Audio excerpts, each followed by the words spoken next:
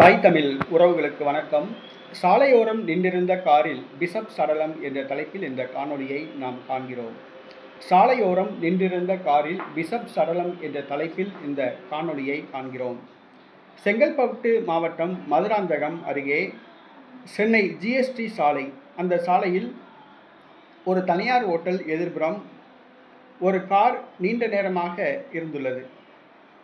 பல மணி நேரமாக அந்த கார் இருந்துள்ளது. அருகில் உள்ள பொதுமக்கள் காவல்துறைக்கு தகவல் கொடுத்தனர்.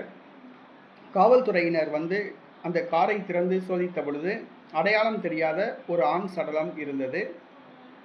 அவர் செங்கல்பட்டு மாவட்டம் அகிலி என்ற ஒரு கிராமத்தை சார்ந்த அமுல்ராஜ் என்பது தெரிய வந்தது.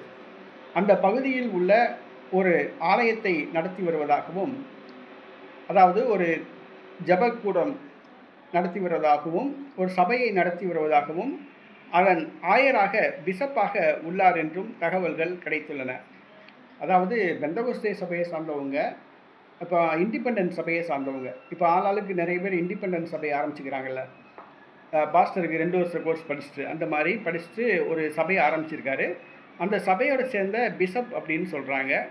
அவர் வந்து அந்த ஆள் இல்லாத ஒரு காரில் வந்து இறந்து கிடந்திருக்காரு. காவல்துறையினர் விசாரிச்சுட்டு வராங்க. இது தற்கொலையா கொலையா விசாரிச்சுட்டு வராங்க.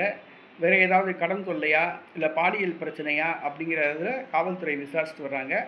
ஆக அந்த செங்கல்பட்டு மாவட்டத்தை சார்ந்த மதுராந்தகம் அருகில் உள்ள அந்த அகிலி கிராமத்தை சார்ந்த கிறிஸ்தவர்கள் அந்த பாஸ்டரை பற்றி தகவல்கள் ஏதாவது கிடைத்தால் காவல்துறைக்கு தெரிவிக்கும்படி கேட்டுக்கொள்கிறோம்.